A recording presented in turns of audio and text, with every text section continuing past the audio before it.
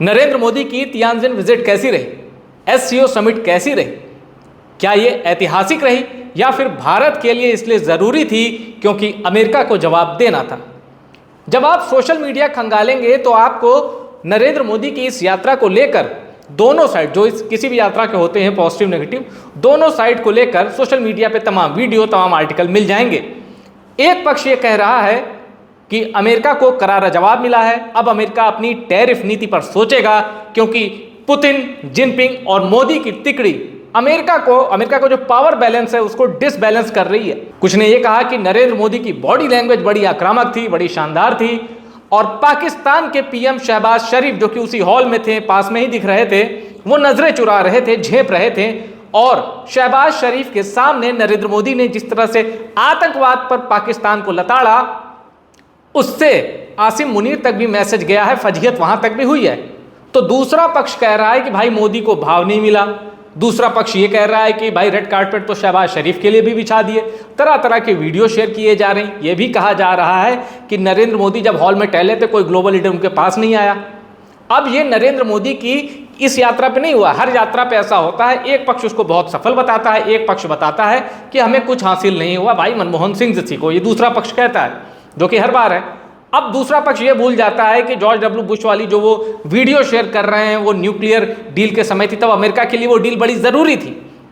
अब लोग ये भी भूल जाते हैं कि नरेंद्र मोदी उनके विरोधी नेता नहीं है, देश के प्रधानमंत्री हैं। वो खुद के लिए नहीं गए हैं एससीओ समिट, वो खुद के लिए नहीं जिनपिंग के साथ गले मिल रहे हैं। इस वक्त ट्रंप की वजह से भारत की इकॉनमी एक टफ टाइम फेस कर रही है और कर सकती भी है अगर जल्दी कोई ठोस रास्ता नहीं निकाला गया। इसलिए मैं आपको एक रिपोर्ट दिखाता हूं ताकि आप ये समझ पाएं कि नरेंद्र मोदी की इस यात्रा से भारत ने क्या हासिल किया। मैं फिर कह रहा हूं, जो नरेंद्र मोदी की फॉरेन पॉलिसी के क्रिटिक हैं, जो नरेंद्र मोदी की सरकार के क्रिटिक हैं, वो भी कह रहे हैं कि यात्रा ऐतिहासिक नहीं लेकिन भारत के लिए बड़ी महत्वपूर्ण हुई है, बड़ी महत्वपूर्ण साबित हुई है, क्योंकि भारत ने एक ऐसे मंच की रचना में खुद को शामिल किया है जो एंटी अमेरिका विश्व का विकल्प है। ये रिपोर्ट देखिए और पसंद आई अगर ये रिपोर्ट तो आप टॉप सीक्रेट को सब्सक्राइब जरूर करिएगा, रिपोर्ट को भी शेयर करिएगा। देखिए ये रिपोर्ट। कुछ पल ऐसे होते हैं जो इतिहास बन जाते हैं, कुछ बयान ऐसे होते हैं जो दुनिया की सियासत को टटोल कर झकझोर देते हैं, और कुछ मुलाकातें ऐसी होती हैं जो ग्लोबल पावर गेम को नया मोड़ देती हैं। तियानजिन चीन का 25वां एससीओ समिट ऐसा ही एक मंच बना जहां भारत के प्रधानमंत्री नरेंद्र मोदी ने पाकिस्तान को आतंकवाद पर खरी खरी सुनाई। चीन ने यूटर्न लिया और मोदी, जिनपिंग, पुतिन की तिकड़ी ने अमेरिका के टैरिफ्स को बैकफुट पर ला दिया। लेकिन यह ड्रामा कैसे शुरू हुआ, आइए उस पर नजर डालते हैं। तियानजिन का एससीओ समिट कोई साधारण डिप्लोमेटिक इवेंट नहीं था। 20+ लीडर्स, जिसमें रूस के व्लादिमीर पुतिन, चीन के शी जिनपिंग, पाकिस्तान के शहबाज शरीफ, ईरान के मसूद पेजेश्कियन, तुर्की के एर्दोआन और यहां तक कि यूएन के सेक्रेटरी जनरल एंटोनियो गुटेरेस शामिल थे। अचानक सारा फोकस पीएम मोदी के उस बयान पर शिफ्ट हो गया जिसने मंच पर गर्मी बढ़ा दी। पीएम मोदी ने बिना किसी का नाम लिए पाकिस्तान को आईना दिखाया। हाल ही में हमने पहलगाम में टेररिज्म का बहुत ही घिनौना रूप देखा। इस दुख की घड़ी में जो मित्र देश हमारे साथ खड़े रहे, मैं उनका आभार व्यक्त करता हूं। ये शब्द सिर्फ बयान नहीं, मास्टर स्ट्रोक भी हैं। ये एक पॉलिटिकल थंडर स्ट्रोक थे, और वो भी तब जब शहबाज शरीफ उसी हॉल में बैठे थे। एससीए के ज्वाइंट स्टेटमेंट में पहलगाम हमले की निंदा ने भारत की बात को और पावरफुल बनाया। लेकिन असली ट्विस्ट तब आया जब पता चला कि चीन, जो हमेशा पाकिस्तान का स्टेप डैड रहा, इस बार भारत के स्टैंड के साथ खड़ा दिखा। और वहीं ये सवाल पैदा हुआ, क्या ये डिप्लोमेटिक गेम चेंजर है? अब जरा उस वायरल सीन की बात करते हैं जिसने एक्स पर तहलका मचा दिया। शहबाज शरीफ जिनपिंग की तरफ बढ़े, शायद कुछ बात करने की कोशिश में, लेकिन जिनपिंग ने उन्हें टोटल इग्नोर कर दिया। ऐसा लगा जैसे शहबाज को डिजिटल फिल्टर में डिलीट कर दिया गया हो। एक और वीडियो में मोदी और पुतिन साथ चल रहे थे, ब्रो मोमेंट शेयर करते हुए, और शहबाज पीछे पीछे बस ताड़ते रह गए। ये सिर्फ ऑप्टिक्स नहीं थे, ये दिख रहा था कि एससीओ में पाकिस्तान का वजन कम हो रहा है।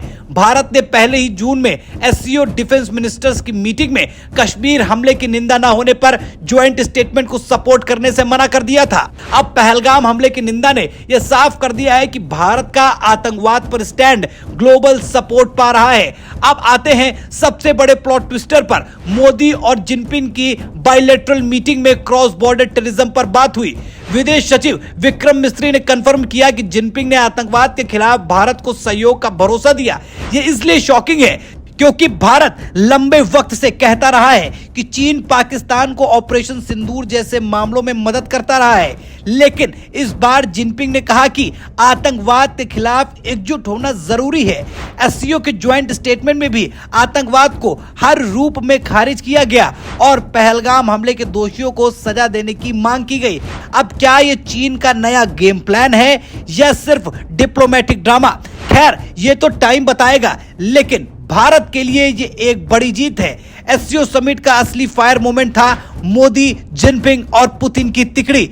ये तीनों लीडर्स एक साथ है और ग्लोबल पॉलिटिक्स में तहलका मचा दिया। अमेरिका के प्रेसिडेंट डोनाल्ड ट्रंप ने भारत पर 50% टैरिफ थोपा क्योंकि भारत रूस से तेल खरीद रहा है। चीन पर भी 10% यूनिवर्सल टैरिफ और एक्स्ट्रा ड्यूटीज लगी हैं। लेकिन एससीओ में इन तीनों ने यह साफ कर दिया कि वो एक मल्टीपोलर वर्ल्ड चाहते हैं जहां अमेरिका का दबदबा न चले। जिनपिंग ने अपने स्पीच में कहा, हमें कोल्ड वॉर मेंटेलिटी और बुलिंग को रिजेक्ट करना होगा। यह सीधे सीधे ट्रंप और अमेरिका पर तंज था। नरेंद्र मोदी ने कहा, भारत चीन रिश्तों को किसी थर्ड कंट्री के लेंस से नहीं देखना चाहिए। पुतिन ने तो रूस इंडिया चीन कोऑपरेशन को न्यू इंटरनेशनल सिस्टम का हिस्सा बता दिया। तीनों ने एससीओ को और मजबूत करने की बात की, जैसे एससीओ डेवलपमेंट बैंक बनाने का आइडिया ताकि ट्रेड और इकोनॉमिक कोऑपरेशन बढ़े। ये सब देखकर लगता है कि अमेरिका को अपने टैरिफ गेम पर पीछे हटना ही पड़ेगा। वहीं पीएम मोदी की 7 साल बाद चीन यात्रा ने भारत चीन रिश्तों को नया ग्लोब दिया। 2020 के गलवान क्लैश के बाद दोनों देशों में टेंशन थी, लेकिन इस बार मोदी जिनपिंग मीटिंग ने पॉजिटिव वाइब्स क्रिएट किए। दोनों ने कहा, हम राइवल्स नहीं पार्टनर्स हैं। एलएसी पर शांति, ट्रेड डेफिसिट कम करने और कोविड के बाद बंद हुई डायरेक्ट फ्लाइट्स फिर से शुरू करने पर बात हुई। मोदी ने जिनपिंग को 2026 में ब्रिक्स समिट के लिए भारत बुलाया और जिनपिंग ने हामी भर दी। लेकिन क्या यह ग्लोब लॉन्ग टर्म है? कुछ एक्सपर्ट्स का कहना है कि चीन का पाकिस्तान के साथ बीएफएफ स्टेटस और सीपीईसी जैसे प्रोजेक्ट्स भारत के लिए अभी भी रेड फ्लैग हैं। फिर भी यह मीटिंग एक बड़ा स्टेप है, खासकर जब अमेरिका के टैरिफ्स ने दोनों देशों को कॉमन ग्राउंड ढूंढने के लिए पुश किया है। एससीओ समिट 2025 ने यह साफ कर दिया है कि भारत अब ग्लोबल स्टेज पर सिर्फ प्लेयर नहीं, गेम चेंजर है। मोदी ने पाकिस्तान को आतंकवाद पर कड़ा मैसेज दिया, चीन के साथ रिश्तों को नया वाइब दिया और पुतिन के साथ ब्रोमांस को और सॉलिड किया। ऊपर से मोदी, जिनपिंग, पुतिन की तिकड़ी ने अमेरिका के टैरिफ अस्त्र को निस्तेज करने का बड़ा प्रयास किया। Bureau report, top secret.